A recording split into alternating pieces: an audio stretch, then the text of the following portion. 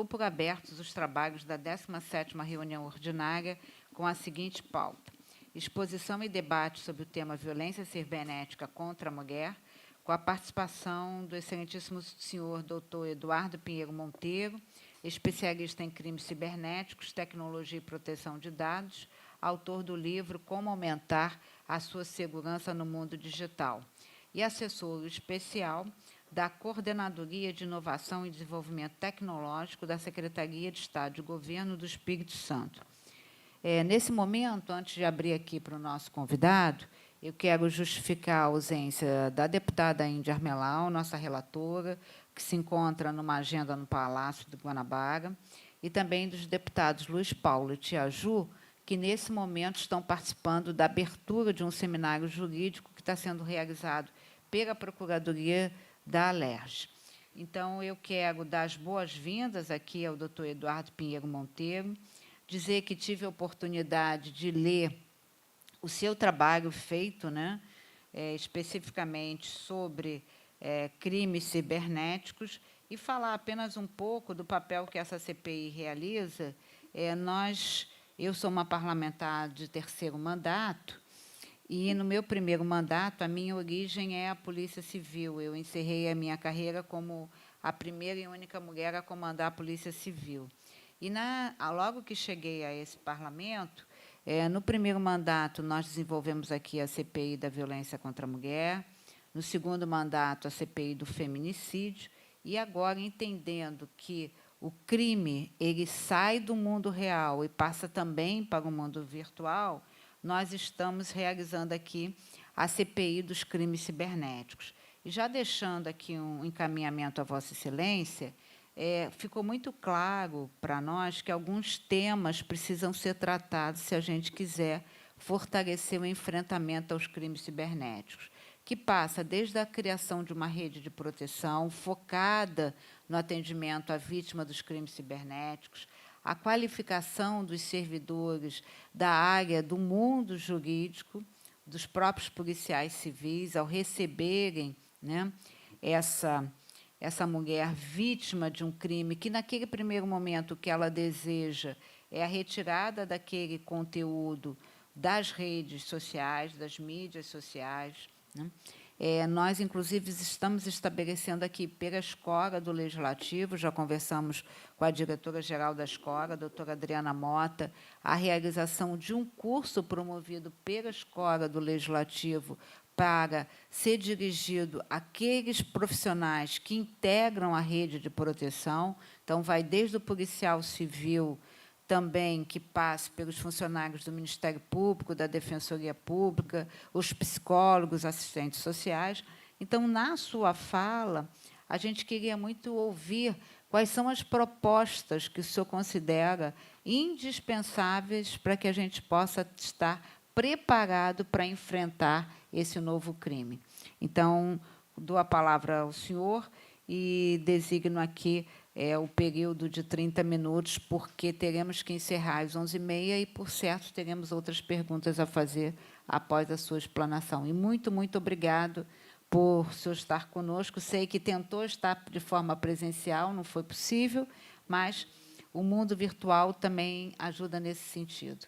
Tá? Muito obrigada. Vossa Excelência tem 30 minutos para as suas considerações.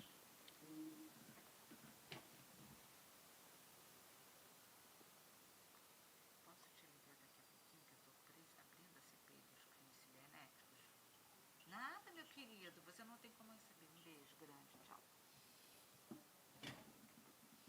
Doutor Eduardo? Só um minuto, que ele não está nos ouvindo. Assim, eu estou ouvindo aqui, ó. E estamos ouvindo também, doutor Eduardo.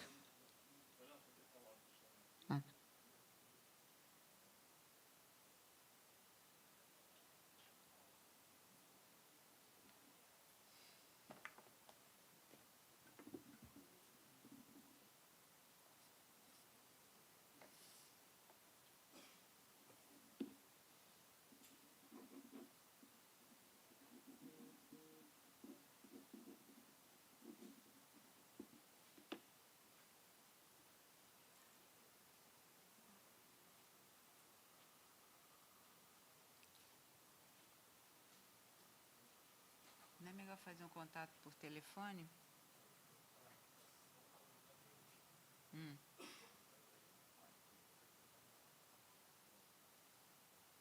Olá, bom dia. Perfeito, doutor Bom dia, Eduardo. Rafael. Estamos lhe ouvindo. Marta Rocha falando. Consegue me ouvir? O senhor me ouve? Olá, Rafael, bom dia. Consegue me ouvir? Doutor Eduardo, é Marta Rocha que está falando, e ouvimos muito bem.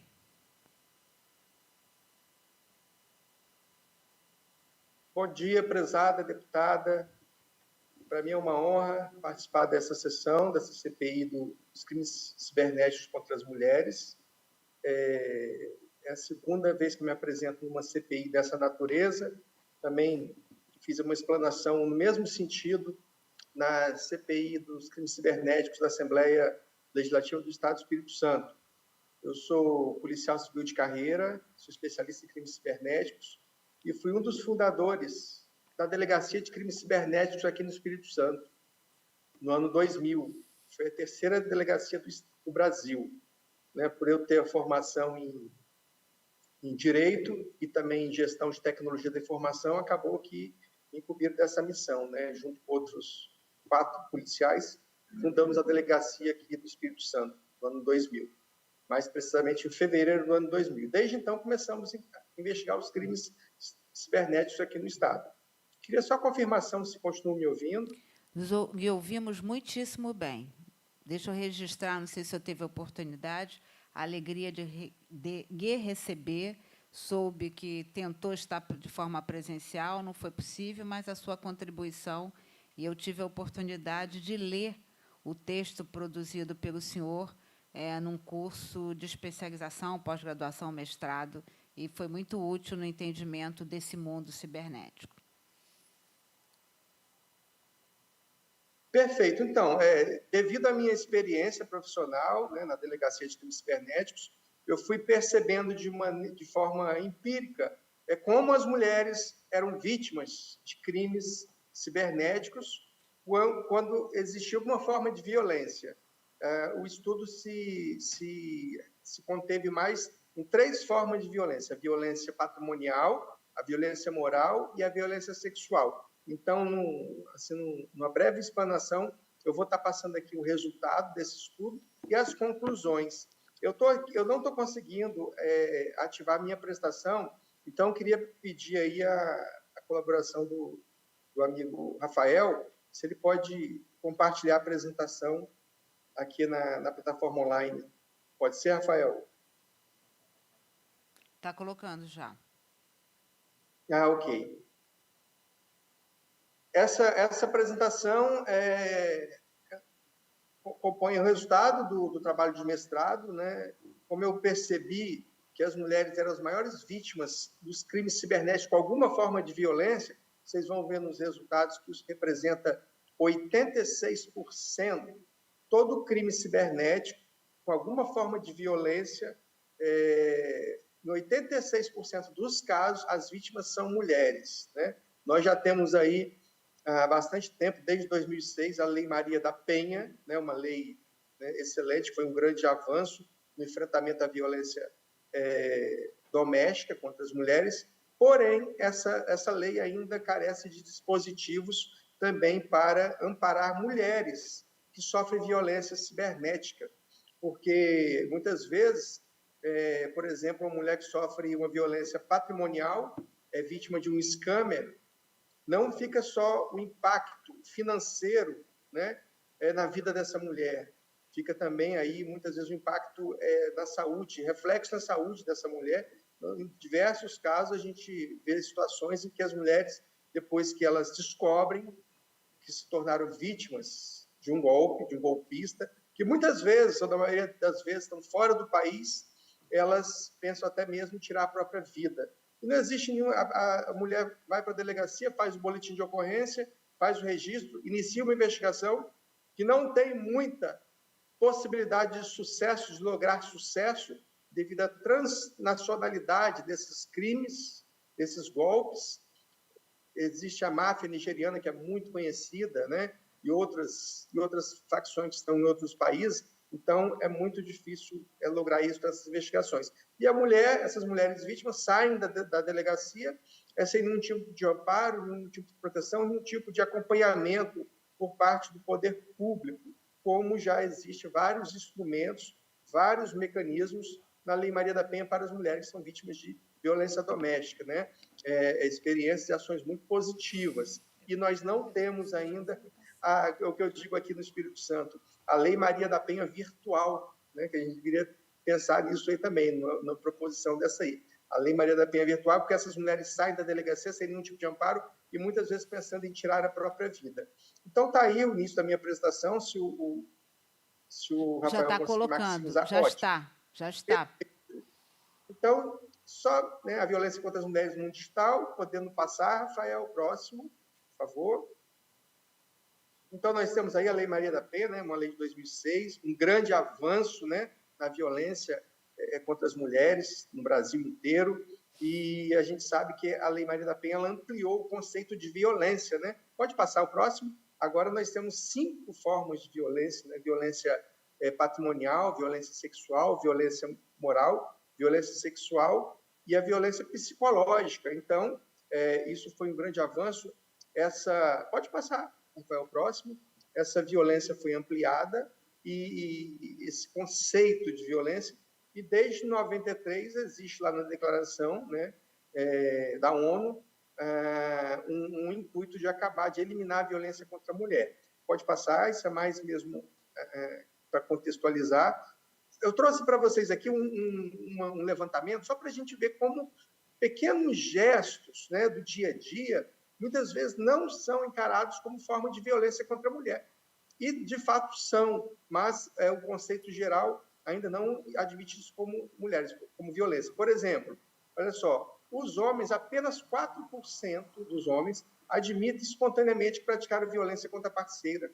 A gente sabe que isso aí está muito fora da realidade. E apenas 8% das mulheres, espontaneamente, né, sem ser assim induzida a dar uma resposta mais verdadeira, confirmam, né, afirmam que sofrem violência. 8%, a gente sabe que isso não é verdade. Pode passar para o próximo quadro. Olha só, quando eles são estimulados, vejam só, mais de metade dos homens admitem que praticaram alguma forma de violência contra suas parceiras. E 66% das mulheres, né, olha só, isso aí é 2/3, né, de cada 3 mulheres, 2 afirmam que sofreram alguma forma de violência contra parceiros, né? Pode passar o próximo, Rafael. Temos aí outra estatística também muito importante, olha só, controle na internet ainda não é visto por muitos como forma de violência. A gente sabe que muitos namorados, maridos, noivos, né, companheiros, eles entendem que eles podem estar exercendo algum tipo de controle sobre a vida digital da sua parceira. Nós vamos no próximo slide ver alguns desses exemplos. Por exemplo, eles entendem que ameaçar publicar fotos ou vídeos da parceira nua na internet, para 83% dos homens, isso não é uma forma de violência, é um fato comum. Olha só que absurdo, né? Ainda bem que nós temos aí uma lei recente, de 2018, que tipificou, né, esse comportamento de divulgar fotos íntimas. O próximo, foram 2.046 pessoas consultadas, tá, nessa pesquisa. Olha só, para 55% dos homens, forçar a entregar a senha do celular ou do Facebook ou do Instagram não é uma forma de violência. Eu quero a sua senha. Olha só, mais da metade dos homens acha que isso não é uma forma de violência, e é uma forma de violência, sim, né? Violência psicológica. Pode passar, próximo. Para 49% dos homens, obrigar a excluir um amigo da rede social, um amigo, um ex-namorado, existe muito isso, né? E para os homens, o senso comum é de que para metade aí não é uma forma de violência. Pode passar, próximo.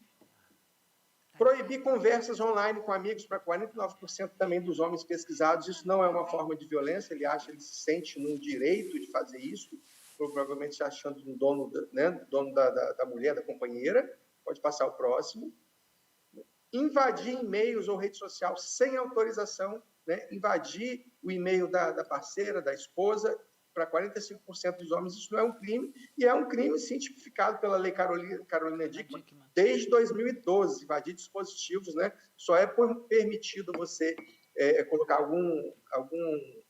aplicativo de monitoramento em dispositivos dos filhos, sendo menores de idade, né? Tem que ser menores de idade. Então, sendo aí uma companheira ou um filho maior de idade, iria caracterizar nesse crime aí da Lei Carolina Dickmann, né? E quase 45% aí acredita que não é nenhum tipo de problema, né? Pode passar, por favor, próximo. Procurar mensagens, ligações para 26% dos homens, isso não é uma forma de violência. E é uma forma de violência, é uma forma de invasão da privacidade da mulher, acaba sendo aí uma violência também psicológica. Pode passar, o próximo, por favor. Monitorar conversas do WhatsApp, né? Também aí você está invadindo a privacidade, você está invadindo o dispositivo informático, né, da pessoa, né, da companheira. Então, para 62% das mulheres, não. Dos homens, não. Isso é um comportamento normal, né? Então, isso é um grande absurdo. Infelizmente, ainda existe esse pensamento. Próximo. Então, gente, está aí, né? Só para a gente agora abordar as violências que foram estudadas nessa pesquisa no meu mestrado, que foi realizado lá na Faculdade de Mescan, que é a escola, Faculdade de Medicina. Olha só as violências que eu citei aqui: violência psicológica, moral, patrimonial, sexual e física. A pesquisa ela se limitou às mais comuns na internet, tá? Que é a violência moral, a violência patrimonial e a violência sexual. Pode passar agora o próximo slide. Só que mostrando para vocês aqui o quadro, o resumo. Essa pesquisa foi realizada entre os anos de 2016 e 2018, 3 anos, né? E pesquisou o tipo da violência moral, sexual e patrimonial. Vejam bem, de cada 122 pessoas que sofreram o crime cibernético com a violência moral, 102 eram mulheres. Sexual, todas sofreram violência sexual, até mesmo estupro, que já é possível pela internet, né? Então, teve um caso aqui que eu atuei, um estupro que um cara praticou, ele conseguiu abusar sexualmente da vítima, chantageando ela, ameaçando atentar contra a vida do filho dela. Ele conseguiu ter vantagem sexual mediante essa grave ameaça. Então, e usava essas ameaças pela internet. Então, veja bem, aí o crime sexual de todas as vítimas de crime virtual, crime cibernético, sexual, são mulheres. Então, isso é muito alarmante. E o patrimonial, né, do total de 86 pesquisados, 75 são mulheres, apenas 11 homens, né? Então, esse golpe patrimonial, que é tirar dinheiro, principalmente ação de scammers, né? Que é o criminoso virtual, que é o chamado Don Juan virtual. Então, no total aí, de todos os casos pesquisados, 195%, 191 mulheres foram vítimas. Isso representa 86% do levantamento. Isso confirmou o que eu tinha já assim como impressão, como conhecimento empírico, de que as mulheres são disparadas as maiores vítimas de violência na internet, né, de alguma forma de violência na internet. Pode passar, Rafael, próximo. Então, agora aqui a gente vai... Violência psicológica, o que nós levantamos? Pode passar. A gente vai dividir esses 3 capítulos, né? Mulheres têm celulares invadidos e vão à polícia, né? Então, aqui muitas mulheres têm o celular invadido por ex-companheiros. Ontem mesmo, eu estava no restaurante, uma pessoa me reconheceu, veio conversar comigo e falou que ela achava que o ex-marido dela estava monitorando ela pelo WhatsApp. Eu perguntei, quanto tempo tem que vocês se separaram? Tinha 1 ano. Eu falei assim, nossa, ele está te perturbando. Aí eu aconselhei ela a levar o celular na delegacia de crime cibernético para ser feita uma perícia. Ok? Então, ainda a gente convive com isso. Pode passar o próximo, por favor. Próximo slide. Jovens condenados por xingar modelo no Facebook, né? Ofensas, né? Os crimes contra a honra, também muito comum. Até por falar em crime contra a honra, até 2018 não existia o tipo penal de divulgar fotos íntimas. Hoje em dia existe o artigo 218C do Código Penal. Antes, as mulheres não tinham amparo penal. Cabia, quando divulgava fotos íntimas, e esse crime ia para injúria, né, que é um crime contra a honra, que a pena é leve, é um crime de menor potencial ofensivo, e acabava geralmente em transação penal com doação de cestas básicas. Os homens agressores, né, ainda riam da cara das mulheres. Pode passar. Próximo, Rafael, por favor. Humilhada após o boato na internet, né? Quantas mulheres sofrem violências, né? Violências violência de natureza moral, psicológica na internet, pode passar, mais um. Temos também meninas em risco na internet, até meninas, a questão da pedofilia, né? As meninas, as crianças do sexo feminino também são as maiores vítimas, então isso aí é um alerta que a gente faz para toda a sociedade. Pode passar. O próximo. Professora é vítima de humilhação na internet, né? Pode passar, mais um, Rafael. Isso aqui só para a gente estar contextualizando. O policial enviou vídeo atirando para a médica 18 dias antes do crime, né? É um policial que matou a esposa, uma esposa médica, ele já estava praticando a violência moral, né, e psicológica contra ela, enviando vídeos de ele fazendo treinamento de tiro, né? E 18 dias depois confirmou aí as ameaças, atentando, né, e tirando a vida dessa médica. Pode passar. Mais de 200 ações por calúnias até ameaças. Nessas ações aí, a maioria, as vítimas são as mulheres. Nós estamos trazendo essas matérias para contextualizar isso, né? Uma reportagem que saiu aqui no maior jornal impresso do Estado do Espírito Santo. Pode passar mais um.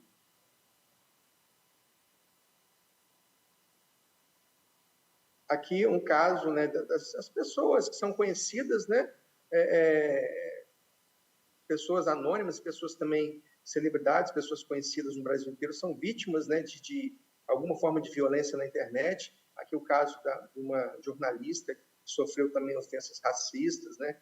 Aí a gente entende até como um duplo grau de gravidade. Pode passar, Rafael, próximo. Temos vários casos, né, de personalidades, uma atriz também muito conhecida, outro exemplo aí de racismo, né? Isso é muito, muito grave, muito triste. Pode passar. Aqui também um perfil, né, que foi criado para estar humilhando uma jovem, né? Aí a gente conseguia derrubar um perfil, criava outro, então ficava aí uma perturbação sem fim, e a pessoa muitas vezes era encaminhada a tratamento psicológico. Então isso é muito grave. Pode passar, por favor.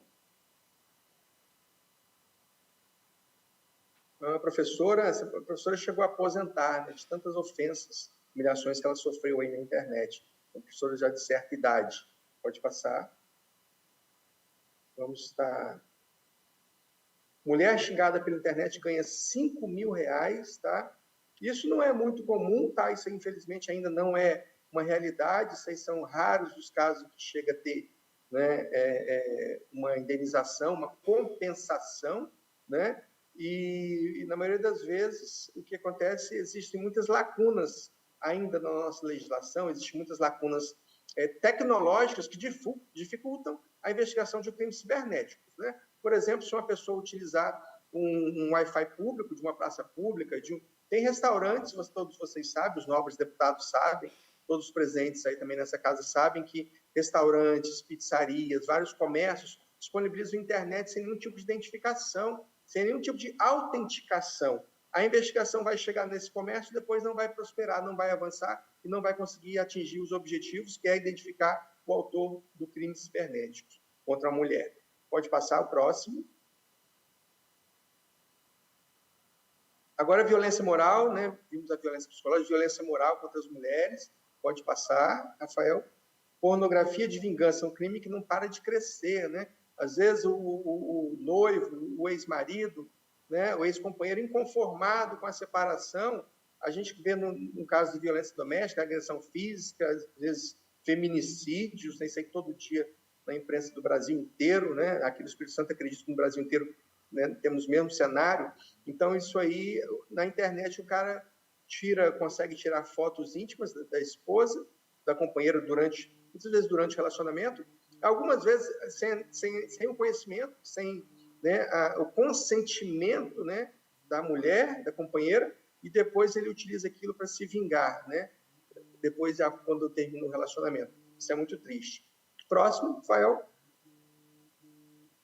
Lei branda desfavorece vítimas e não corrige criminoso, né? A lei, apesar de já ter melhorado um pouquinho, ainda existe, nós temos muitas lacunas. Então, eu faço esse alerta aqui, né, essa Casa de Leis, né, que trabalha nesse sentido também, identificar as lacunas legislativas que existem. Por exemplo, o Marco Civil da Internet, ele não obriga os provedores de conteúdo a guardar o endereço MAC, né? Somente o IP. Muitas vezes nós sabemos que os IPs são compartilhados. Então, você chega até um estabelecimento que o IP é compartilhado por vários clientes ou vários usuários, você não consegue lograr isso nessa investigação, identificar o autor de um crime. Pode passar. Próximo. Rafael. Ex-namoradas nuas em sites. Isso eu trouxe aqui, gente, só para expressar para vocês. É uma reportagem de 2005. Quem está nessa imagem sou eu, fazendo essa investigação, né? Participei dessa matéria. Em 2005, a gente já estava trabalhando, já estava investigando isso aí em grande escala. Olha que a internet brasileira começou a ser explorada comercialmente em 1996, né? Então, 9 anos após a internet já estar no Brasil, né, sendo comercializada no Brasil, o que acontece? A gente já estava investigando essa questão de divulgação de fotos íntimas em grande escala, crime de uma violência moral praticada contra as mulheres. E isso não para, tá? Mesmo a gente tendo a lei depois de 2018, ainda é alto índice desse tipo de comportamento, porque os criminosos, os agressores, procuram lacunas, muitas vezes legislativas, e principalmente lacunas tecnológicas para estar atentando, né, praticando esses comportamentos criminosos e não sendo identificados. Pode passar, mais um, Rafael. Aqui, fotos de clientes nuas na internet. Pode passar mais um, isso é muito, né, comum. Aluno é expulso após mandar foto de colega nua pelo WhatsApp.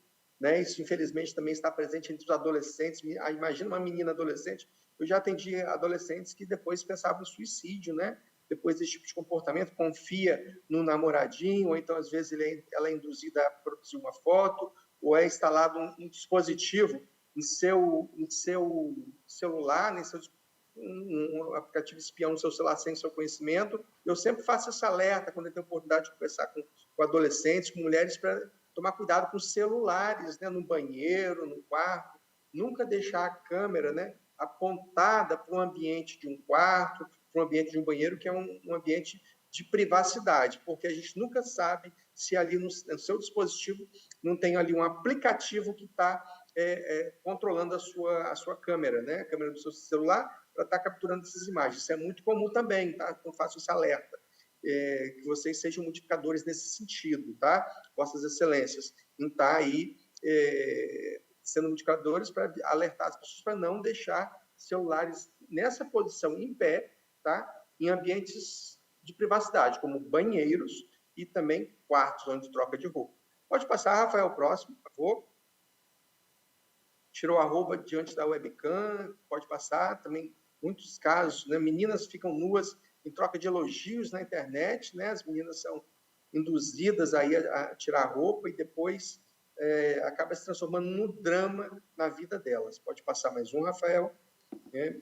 Milhares de fotos de jovens nuas divulgadas na internet. Isso é só para contextualizar, claro, vocês já estão apurando isso, só para trazer um pouco mais de elementos aqui para o trabalho de investigação dos nobres deputados e deputadas. Pode passar, mais um. A maioria envia foto sensual e se arrepende, né? Claro, se arrepende porque não contava ali com a covardia, né? E com a traição de um sentimento de um ex-companheiro. Pode passar. Vamos lá, Rafael. Até crianças trocam imagens, isso é muito ruim. Escolas fazem palestras para orientar alunos contra os riscos. Aqui no Espírito Santo nós temos um projeto chamado Internet Segura para Adolescentes, que é da Polícia Civil, tá? E a polícia, desde 2006, já há 17 anos, que os policiais da Delegacia de Crimes Cibernéticos tiram um dia da semana e vão até as escolas dar essas orientações para estar fazendo esse alerta para os adolescentes e também para as meninas em relação a essa questão de fotos íntimas. Pode passar mais um, a gente já está caminhando para o final, tá? Aqui algumas celebridades, né, que tiveram fotos íntimas aí divulgadas na internet, sempre. Recentemente tivemos agora o caso da Isis Valverde, né, uma atriz, que com o uso de inteligência artificial fizeram montagem, deixando ela em situação de nudez, Então, agora a gente tem mais esse desafio, a questão da inteligência artificial, que acaba sendo um elemento aí que vai estar colaborando com um criminoso, né? Principalmente com anonimato. Pode passar mais um, Rafael, por favor. Pode passar mais um. Vamos lá. Olha só, gente, então a gente não, eu trabalhei com isso e busquei políticas públicas voltadas para o enfrentamento aos crimes cibernéticos contra as mulheres e não encontrei políticas públicas do poder público, não existe, tá? Se vocês tiverem conhecimento, até eu gostaria de ficar informado. O que eu encontrei foi ações de ONGs, né? Como esse caso aí, por exemplo, né? Uma moça lá do sul do país que teve fotos íntimas divulgadas pelo seu ex, e ela criou uma ONG, né? A gente vai ver no próximo slide, pode passar, Rafael. Ela criou a ONG Marias da Internet, que é um ambiente em que mulheres que foram vítimas de divulgação de fotos íntimas buscam um amparo, né? Um apoio, se apoiarem, né? Trocarem experiências, buscarem uma forma de mitigar os efeitos que deixam esse tipo de comportamento criminoso que elas são vítimas. Então, a gente carece de políticas públicas também. Fica aqui, mais uma vez, o meu alerta, né? Fica aqui a minha sugestão de ter uma legislação similar, né? Como se fosse a Lei Maria da Penha virtual, pensando nas mulheres que são vítimas de crimes cibernéticos. Pode passar. E aqui o Marco Civil da Internet, ele trouxe, né? Ele trouxe essa facilidade. Marco Civil é a Lei 12.965, que é de 2014. Então, desde 2014, há 9 anos, nós temos esse artigo 21, que ele é muito poderoso, é um dos poucos mecanismos que nós temos no poder público, nossa Casa de Leis, né? É um dos poucos mecanismos que nós temos do ordenamento jurídico brasileiro que dá algum tipo de proteção, amparo à mulher. Por exemplo, o provedor de aplicação, se ele for notificado por uma mulher que tem fotos íntimas delas lá publicadas naquele provedor, seja no Google, no YouTube, seja lá qual for o provedor de aplicação, né, que disponibiliza conteúdo de internet, ele tem que imediatamente, né, tirar aquele conteúdo. Se ele não tirar, ele vai ser responsabilizado subsidiariamente por aquele conteúdo. Então, quer dizer, e muitas vezes as mulheres não sabem, elas pensam em contratar um advogado, pensam muitas vezes em até mesmo ir para a justiça, e ela tem esse mecanismo, tá? Artigo 21, o provedor de aplicações da internet que disponibilize conteúdo gerado por terceiros será responsabilizado subsidiariamente pela violação da intimidade decorrente da divulgação sem autorização de seus participantes de imagens, de vídeos ou de outros materiais contendo, até destaquei aí em azul, cenas de nudez ou de atos sexuais de caráter privado.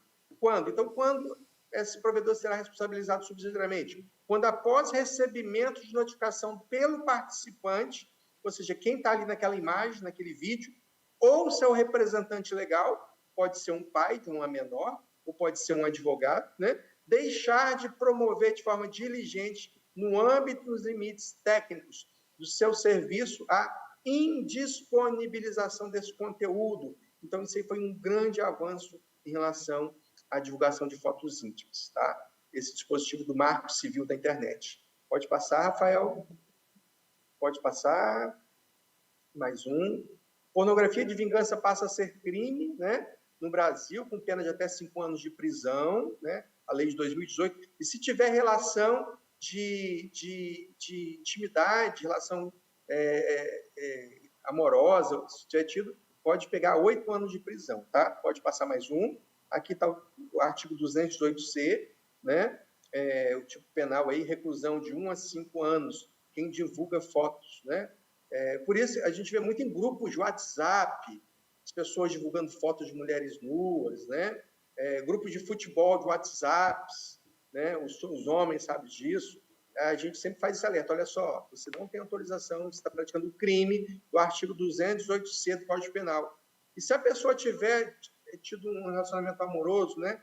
Aí tem o caso aqui do aumento de pena, parágrafo 1º desse artigo. A pena é aumentada de 1/3 a 2/3 se o crime é praticado por agente que mantém ou tenha mantido relação íntima de afeto com a vítima, ou com fim de vingança ou humilhação, tá? Pode chegar a quase 8 anos de prisão. Pode passar mais próximo, Marcelo, Rafael.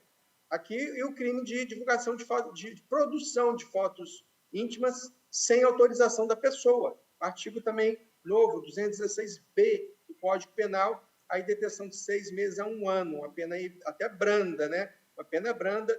Isso aconteceu muito aqui no Espírito Santo, os caras deixarem celulares nos banheiros por exemplo, terminais de ônibus, banheiros públicos, deixa o celular e de fora ele controla o celular remotamente pelo notebook e produz fotos íntimas de mulheres. Drones, né? O cara levanta o drone à altura de uma janela de um prédio de 6 andares e produz fotos íntimas, né, de mulheres sem autorização. Então, tem esse tipo penal aí, que é um tipo penal relativamente novo, de 2018. Pode passar. Mais um. Né? Aqui é aquela questão da importunação sexual em ônibus, locais apertados, né? Também é um crime de 2018. Né? Pode passar. Mais um. Violência patrimonial. Então, para a gente fechar agora, em 5 minutos, tá? A violência patrimonial contra as mulheres. Bandidos roubam dados e pedem resgate de 7 mil. Invade o dispositivo da mulher e depois pratica crime de extorsão, exigindo aí um pagamento para não divulgar as fotos íntimas, né, das mulheres. Isso também é um crime muito comum, pode passar. Por favor, Rafael. Próximo aqui é o crime do scammer, né? O Dom Juan virtual, o cara que se passa por uma pessoa bem-sucedida, um cara educado, um cara romântico, um cara carinhoso, né? Tudo que uma mulher imagina para ela, né? E com toda a razão. E, na verdade, é um vigarista que só quer tirar o dinheiro dela, deixa ela apaixonada, e depois eles têm habilidade, né, para estar tirando dinheiro, criam histórias, né, que acabam convencendo a mulher, inventam que é, por exemplo, um general da Força Aérea Americana, né, um coronel da Força Aérea Americana, está com dinheiro bloqueado na França, precisa contratar um advogado, está lá com 10 milhões de reais, de euros, 10 milhões de euros bloqueados, e precisa contratar um advogado, e as mulheres acabam supostamente emprestando dinheiro, e depois ficam a ver navios, né, literalmente, né? Depois eles somem e deixam a mulher endividada muitas vezes, e também com problemas de depressão, pensando em tirar a própria vida. Acompanhei um caso que uma mulher ela pegou dinheiro emprestado no banco, depois ela não pagou, né? E depois ela foi no agiota. Depois que ela pegou dinheiro no agiota para enviar para o scammer, para esse criminoso, o suposto namorado virtual dela, o cara some, depois ele vê que a mulher não tem mais de onde tirar dinheiro, deixa a mulher endividada, e também, nesse caso, a mulher teve que mudar de endereço, porque o agiota tinha envolvimento com tráfico de drogas, estava ameaçando a vida dela. Olha só que situação, tá?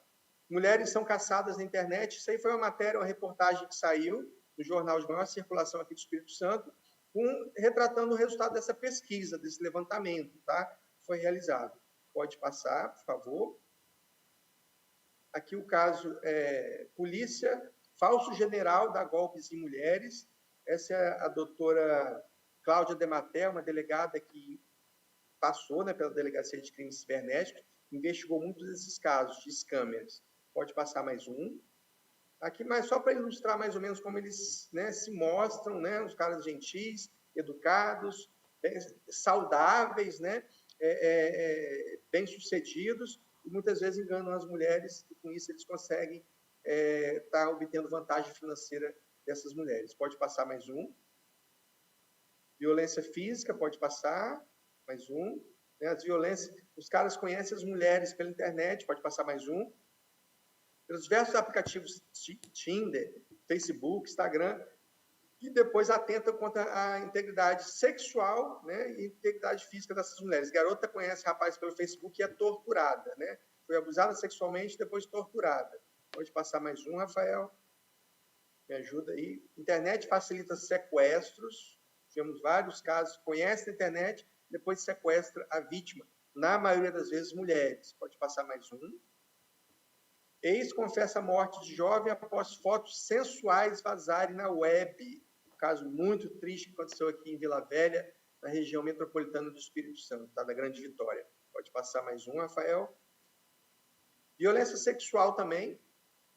O cara se aproxima da mulher para atentar contra a liberdade sexual dela. Pode passar mais um.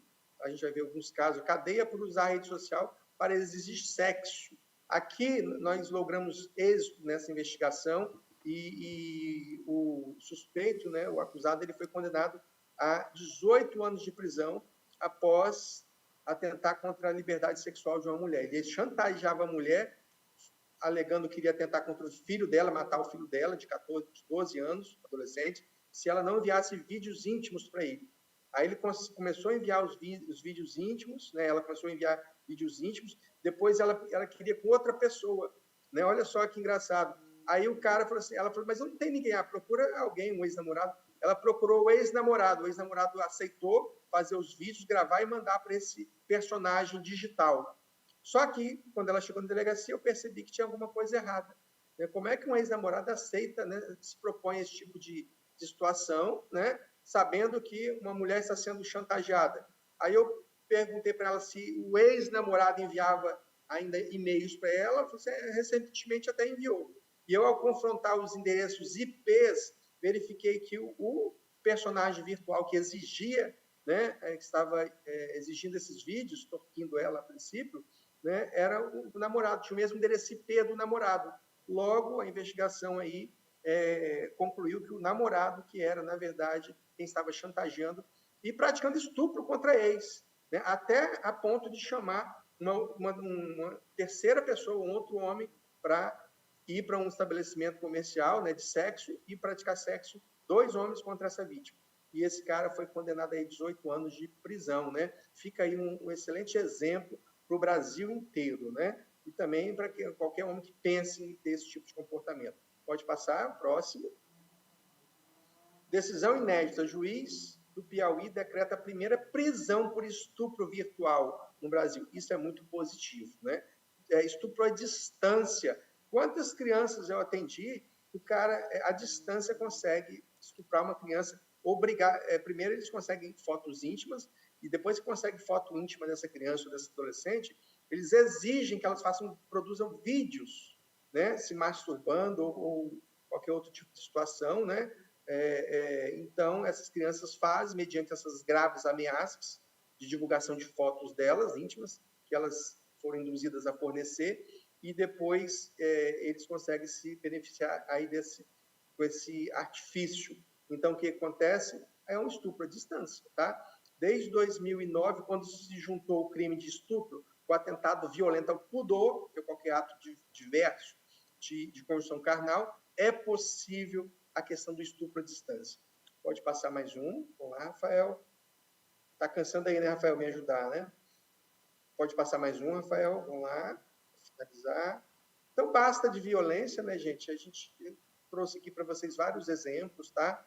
Aí de situações de violência contra as mulheres no ambiente digital. Nós temos aí o mecanismo da Lei Maria da Penha, que nem sempre contempla mulheres que sofrem violência, alguma forma de violência no ambiente cibernético. Pode passar o próximo, né? Para quem não sabe ainda, tem o Disque 180, né, para denunciar a violência contra as mulheres, também no ambiente digital, tá? E a gente aconselha as mulheres a procurarem, né, se forem vítimas desses crimes, procurar a Delegacia de Crimes Cibernéticos, a própria Delegacia das Mulheres, né, que tem aí em todas as grandes cidades, para que a polícia investigue e identifique os autores desses crimes. O próximo slide.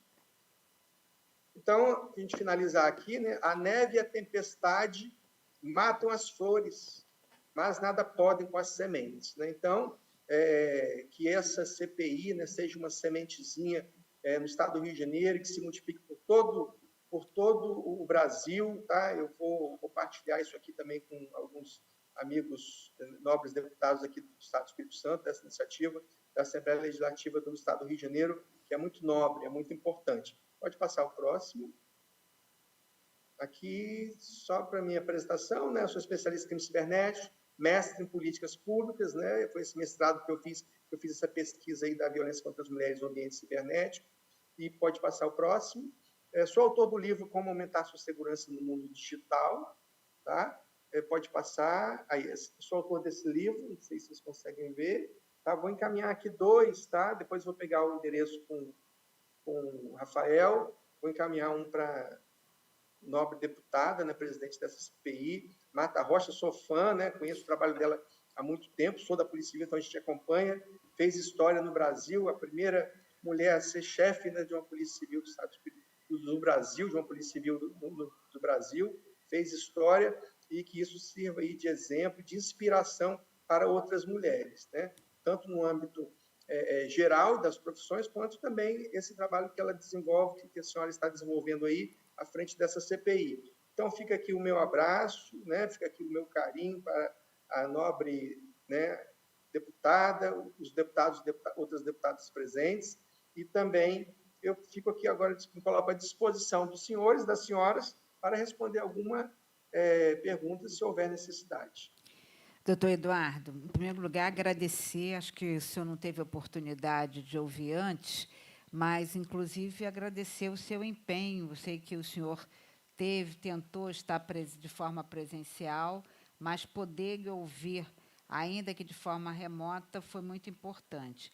Eu, quando estava construindo o projeto para a idealização dessa CPI, tive a oportunidade de ler seu trabalho, sua tese de mestrado. E quero lhe dizer que foi muito importante, porque ela nos norteou aqui na condução dessa CPI. A CPI da violência cibernética, ela é uma sequência de outras 2 CPIs que nós conduzimos aqui.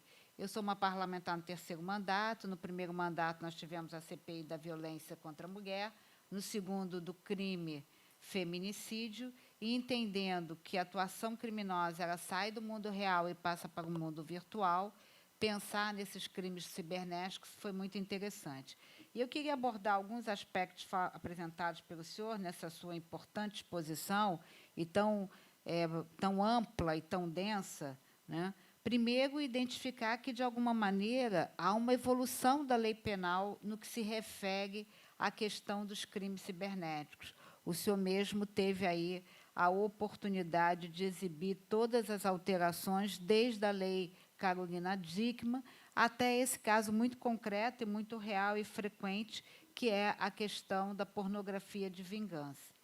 Outro dado dito aí pelo senhor, que foi muito interessante, é quando o senhor apresenta os aspectos da violência cibernética, que ela chega desde o momento de sedução, né, dos scanners, até a questão do estupro virtual. E que bom que a gente hoje já tem no Brasil uma decisão, e uma decisão dura, de apenar com 18 anos de prisão o estupro virtual. Então, isso é muito importante, porque a gente vê já o entendimento da jurisprudência, embora já tenha aí uma manifestação do STJ, mas a gente vê concretamente essa punição, e isso é muito interessante. Do outro lado, a gente vê que, e o senhor colocou isso, e parabéns ao Estado do Espírito Santo, que já tem a sua delegacia, a sua contribuição pessoal como mestre, especialista nessa questão da atuação do mundo digital, mas nós, no decorrer aqui da CPI, nós, inclusive, observamos a necessidade da construção até de alguns cursos de aperfeiçoamento. Nós vamos estar realizando aqui pela Escola do Legislativo, e eu quero agradecer à doutora Adriana Mota, nós vamos estar realizando aqui um curso destinado a todos aqueles que vão integrar a rede de proteção, seja do policial civil, que vai receber aquela mulher, ao advogado, ao psicólogo, ao assistente social, ao profissional da Defensoria Pública, ao profissional do Ministério Público, do próprio Poder Judiciário, para que a gente possa entender como agir diante do crime virtual.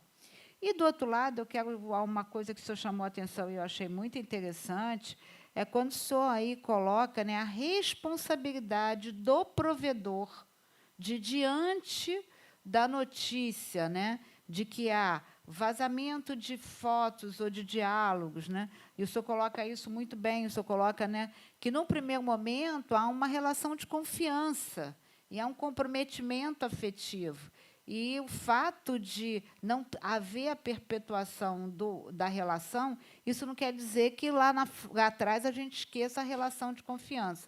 Mas aí, na sua experiência, já levando para a pergunta, na sua experiência como especialista, né, e como alguém que atua diretamente na questão dos crimes virtuais, se o senhor fosse sugerir, né, entendendo que as assembleias legislativas não têm a possibilidade de alteração da lei penal, mas se o senhor fosse sugerir alguma medida que o senhor julgue, seja na esfera do Poder Legislativo, seja na esfera do próprio Congresso, para que a gente mande aqui para a Procuradoria da Mulher. A Procuradoria da Mulher tem, né, uma pesquisa específica lá no Congresso Nacional, o monitoramento dos crimes da violência cibernética. Foi dado, inclusive, um exemplo, quando ouvimos a procuradora, aqui a questão do Ministério Público, de uma mulher que tinha em sua conta corrente R$ 1 milhão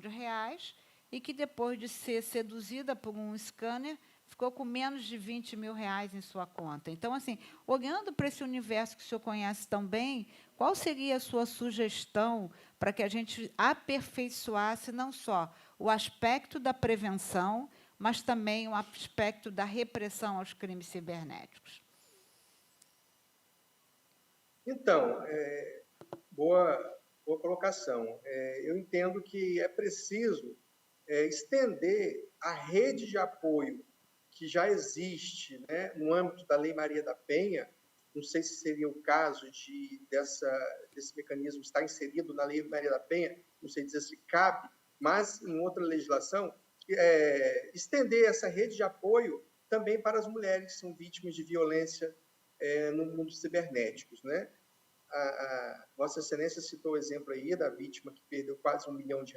Aqui no Estado do Espírito Santo, nós tivemos uma senhora também que perdeu R$ 650 mil, chegou a vender imóveis, né, para estar fornecendo para o scammer, né, que era lá da máfia nigeriana, e após ela cair a ficha dela, o que acontece? Isso aí gera impacto familiar, porque os filhos, muitas vezes, o perfil dessas mulheres vítimas geralmente são mulheres acima de 50 anos, mulheres divorciadas ou mulheres viúvas, né? Ou aquela mulher que optou por nunca casar, né? Vive só, ou seja, esse perfil acima de 50 anos, geralmente já tem filhos, geralmente já tem netos, então gera um conflito familiar, né?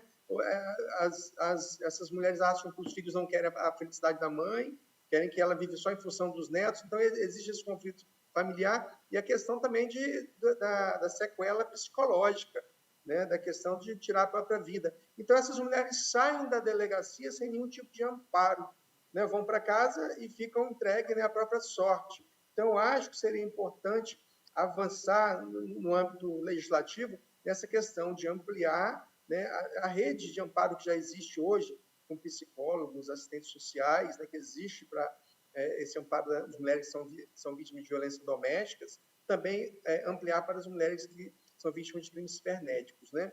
E também no campo da prevenção, já na área da prevenção, é importante disseminar esses dados, esses levantamentos, essas estatísticas. É importante nas escolas ter esses movimentos, ter o dia, né? Cada município ou estado ter o dia estadual de combate à violência cibernética contra as mulheres, porque é um dia que se tira para estar promovendo uma ação de conscientização, de educação, porque é importante, né?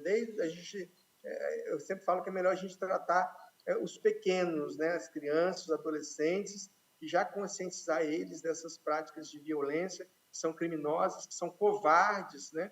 Para que não se repitam nas próximas gerações. Se às vezes é difícil na geração atual, que a gente já comece a trabalhar as próximas gerações. Por isso que aqui no Espírito Santo a gente tem, desde 2006, esse projeto Internet Segura para Crianças e Adolescentes, e um dia da semana os policiais da Delegacia de Crimes Cibernéticos, não todos, é claro, vão até as escolas para dar essas palestras de conscientização. Então, fica aqui a minha sugestão nesses dois aspectos, né?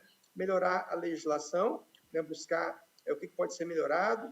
Por exemplo, nós temos a lei de infiltração de agentes de polícia, que não autoriza ainda a infiltração em crimes em que o cara produziu fotos íntimas, por exemplo, como eu citei já aqui, em um banheiro público, em um terminal rodoviário. Então, essa lei de infiltração de agente de polícia, que foi inserido no âmbito do Estatuto da Criança e do Adolescente, para combater a pornografia infantil, não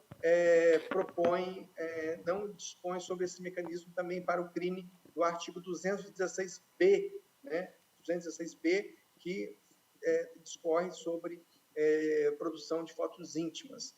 Isso aí, a gente, ainda mais agora com a massificação da inteligência artificial, né? Tá todo mundo hoje em dia, né, fazendo uso da inteligência artificial para o bem e para o mal, então a gente precisa pensar nisso também, que isso tende a aumentar, esse tipo de comportamento, montagens, etc., e atuar muito nessa área da prevenção, de palestras, ações no poder público, na televisão, no rádio, em todos os espaços forem possíveis, e principalmente ter um dia municipal, o dia estadual. Nós estamos trabalhando isso aqui no Estado do Espírito Santo, incentivando, né, as câmaras municipais, incentivando a Assembleia Legislativa a criar esses dias para que seja um dia dedicado à conscientização para o combate e o enfrentamento à violência cibernética contra as mulheres. Obrigada, doutor Eduardo. Boa sugestão. Né? Acho que a gente, inclusive, está fazendo um cardápio de iniciativas que serão apresentadas após o relatório, também de produção de projetos de lei, e acho essa bem interessante. Não é a criação do dia, propriamente dito, mas é você vincular todos os organismos do Estado, sobretudo a educação. Eu acho que tem que discutir isso nas escolas, sim. Vou até conversar com a Polícia Civil, acho interessante essa ação que a Polícia Civil do Estado do Espírito Santo faz de designar servidores para conversar com as crianças. Né? Eu mesmo faço muitas palestras, mas sempre sobre o aspecto do bullying e não sobre o aspecto da segurança digital. Então, acho que é bem interessante mesmo essas suas sugestões. Antes da gente terminar, eu queria registrar aqui a justificativa da ausência da deputada Zeidan, que está numa ausência externa, e eu vou ceder a palavra aqui. Ela não quer fazer nenhuma pergunta, mas eu gosto sempre de ouvir para a deputada Dani Monteiro, que está conosco aqui, que preside na casa a Comissão Permanente de Direitos Humanos. Deputada Dani Monteiro, para suas considerações. Muito obrigada, deputada Marta Rocha. Essa CPI acho que tem feito um trabalho ímpar e, na minha avaliação, de novos caminhos a ser traçados pelos debates da ALERJ. Aqui a gente se atém diretamente à violência contra a mulher no âmbito digital, mas, ao debater, né, esse âmbito digital, a gente entra numa série de debates que não se pretende ser o escopo da CPI, mas perdurará, ao meu ver, senhora presidenta, por mais debates dentro da casa. Né? O uso das tecnologias nas políticas públicas, no cotidiano da humanidade, está cada vez mais em voga. Ontem eu via a possibilidade de comprar uma geladeira nova para minha casa. E essa geladeira já vem com inteligência artificial, porque ela vai calculando, ela vai, ao longo dos dias e do seu uso, ela vai percebendo quando você usa mais, o horário. Então, quando você abre mais a geladeira, e ela vai pensando o refrigeramento dos alimentos a partir desse uso, né? A quantidade de alimentos colocado, segmentado. Né?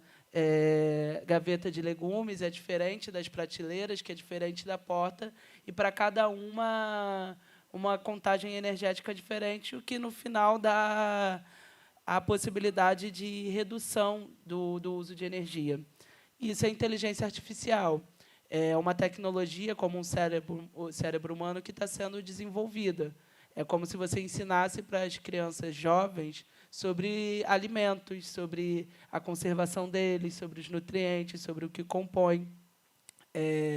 Então, quando a gente pensa a tecnologia, muitas vezes eu faço falas duras em relação à IA no âmbito da política pública, especialmente da segurança pública, mas justamente porque isso está entrando no cotidiano da nossa vida, é algo que está se ambientando e está sendo treinado para tal.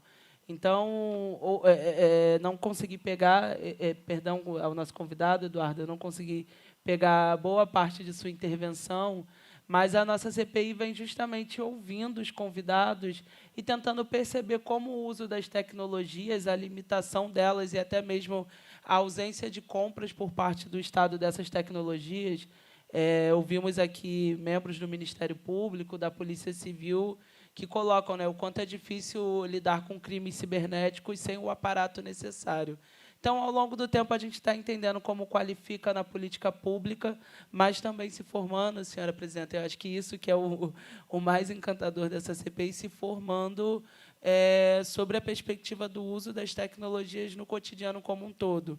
Ontem, ao ver a minha geladeira, eu não consegui não pensar na CPI hoje, que deveria estar aqui pela manhã, porque o tema está sendo pertinente, os encaminhamentos acho que são robustos.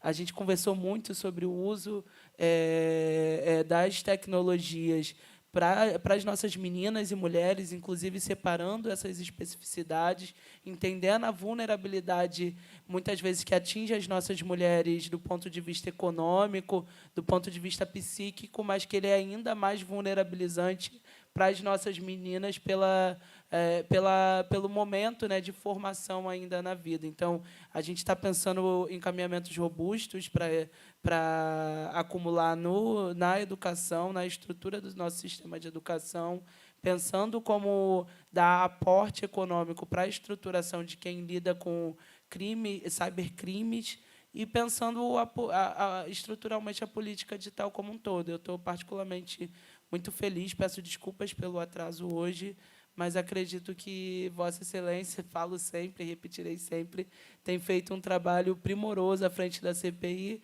Um pouco de deputado, um pouco de delegada, está nos ensinando uma metodologia inovadora das CPIs. Obrigada, deputada Dani. Eu quero, então, passar a palavra para o doutor Eduardo para suas considerações finais, por favor. Então, queria, primeiramente, agradecer, né, o convite da nobre deputada, Vossa Excelência, deputada Marta Rocha, que eu já acompanho há algum tempo o seu trabalho, e agora, mais ainda, irei acompanhar. Quero ver qual vai ser o resultado, né, o relatório final dessa CPI. Vou acompanhar com muito interesse para poder também ser um multiplicador dos resultados aqui no Estado do Espírito Santo. Agradecer ao Rafael aí pelo contato que ele fez, por ter me assessorado aí, passando os slides para mim. Elogiar você, essa casa, né? A nova deputada Dani Monteiro, coincidência até o nome da minha irmã, né? Eu sou Eduardo Pinheiro Monteiro, tenho uma chamada Daniela. Então, fico muito orgulhoso, né? Muito honrado de dar uma pequena contribuição, e reforço aqui que quero acompanhar, tá? Vou acompanhar o trabalho, e, se tiver oportunidade, eu posso fornecer depois um relatório com sugestões de alterações, né, de ações do poder público, e também esse estudo vai ser realizado na escola do Legislativo. Se eu puder colaborar de alguma forma, já me coloco desde já à disposição. Então, muito obrigado pelo convite, e fica aqui um grande abraço a todo o povo do Espírito Santo. Doutor Eduardo, só para lhe dizer que, quando eu preparei o plano de trabalho, e eu vou pedir para o Rafael mandar para o senhor, eu tive a oportunidade de grafar um parágrafo seu da sua tese, né? Fazendo, obviamente, a referência à violência contra as mulheres no ambiente digital, Eduardo Pinheiro Monteiro. Então, a gente fica aqui pedindo ao senhor que nos mande exatamente os dados que o senhor, sugestões que o senhor deseje para contribuir no nosso relatório, e o compromisso, né, também de, concluído o relatório, aprovado em plenário, nós vamos mandar para o senhor também para divulgação aí na Assembleia Legislativa e na sua rede de contatos, que nós julgamos muito importante. Fazer aqui uma observação, que nós temos ainda que ouvir a representação da Procuradoria da Mulher, mas que nós iremos pedir a suspensão da CPI durante o período, agora em dezembro, por conta do recesso, e, quando voltarmos, então, voltaremos já para a análise do relatório. Então, agradecer à TV Alerj, que hoje, mais do que nunca, correu para nos atender. Muito obrigada. Agradecer à Escola do Legislativo, doutora Adriana Mota, e declarar encerrada a presente audiência, agradecendo a todas e todos que nos acompanham pela TV Alerj. E um abraço especial, o nosso agradecimento especial ao doutor Eduardo Pinheiro Monteiro. Muito obrigada.